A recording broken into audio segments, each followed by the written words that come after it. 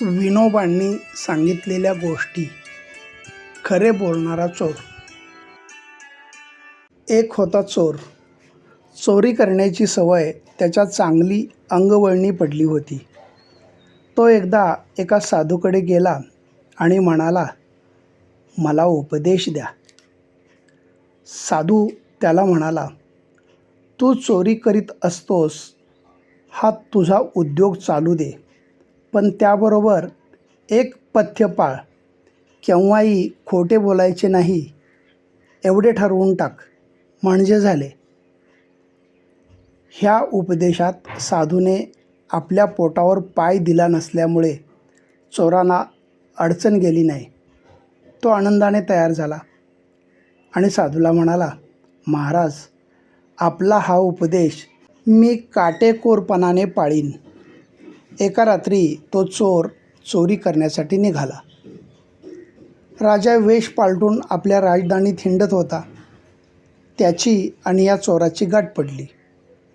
राजाने चोराला विचारले, कुठे चाललास?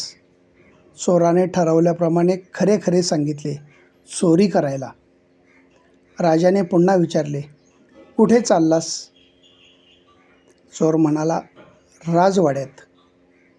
तेव्हा राजा त्याला म्हणाला, मला पण तुझ्या ह्या कामात भागीदार कर ना, मीही इथे जवळच राहतो. चोर तयार झाला. दोघेही चोरी करायला राजवाड्यात घुसले. चोराने तिजोरी उघडली. तिथे त्याला 3 हिरे ठेवलेले दिसले. त्यातील 2 हिरे या चोराने उचलले आणि तो परतला. राजा बाहेर उभा राहून वाट पाहतच होता. चोर बाहेर आल्यावर त्याला म्हणाला, तिथे 3 हिरे होते, पण त्यांची समान वाटणी करता येणार नाही, म्हणून मी हे 2च हिरे आणलेत. हा एक तू घे आणि हा दुसरा मी घेतो. हिऱ्यांची वाटणी झाल्यावर चोर घरी परतला. राजाने अगोदरच गोष्टीतून त्या चोराचे नाव, गाव, घर सगळी माहिती विचारून घेतली होती आणि त्या चोरानेही सगळी खरी माहिती त्याला दिली होती, कारण त्याने आपल्या गुरुला तसे वचन दिले होते. पहाटे प्रधानाच्या कानावर रात्री चोरांनी तिजोरी फोडल्याचे वृत्त गेले. तो धावतच खजिन्याकडे गेला. तिजोरीतील सोने नाणे जसेच्या तसे होते. फक्त त्या 3 हिऱ्यांपैकी 2च हिरे चोरीला गेल्याचे प्रधानाला आढळले होते. एक हिरा तिथे जागेवर होताच. यावेळी प्रधानाला दुर्बुद्धी झाली. एवी तेवी 2 हिरे तर चोरीला गेलेच आहेत, एक चुकून राहिलेला दिसतो. तो जर आपण आपल्या खिशात टाकला आणि 3ही हिरे चोरीला गेले म्हणून राजाला सांगितले तर त्याला कळणार थोडेच. प्रधानाने तो 3रा हिरा स्वतःच्या खिशात टाकला आणि 3 हिरे चोरीला गेले असल्याचे राजाला येऊन सांगितले.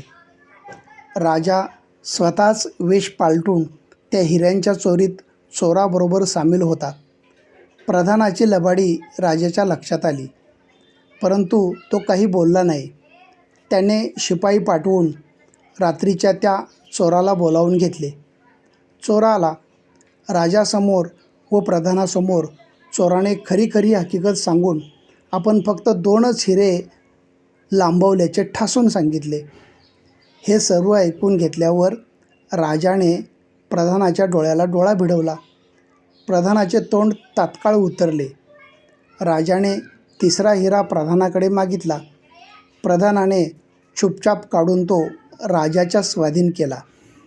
राजाने ताबडतोब त्या प्रधानाला जेलचा रस्ता दाखवला आणि या चोराला आपल्या जामदारखान्याचा अधिकारी बनवले.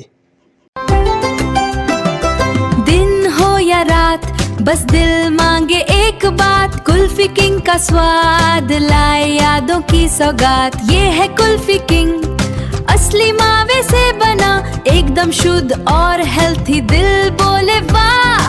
हर बाइट में मिठास, हर पल खास, कुल्फी किंग सबसे खास.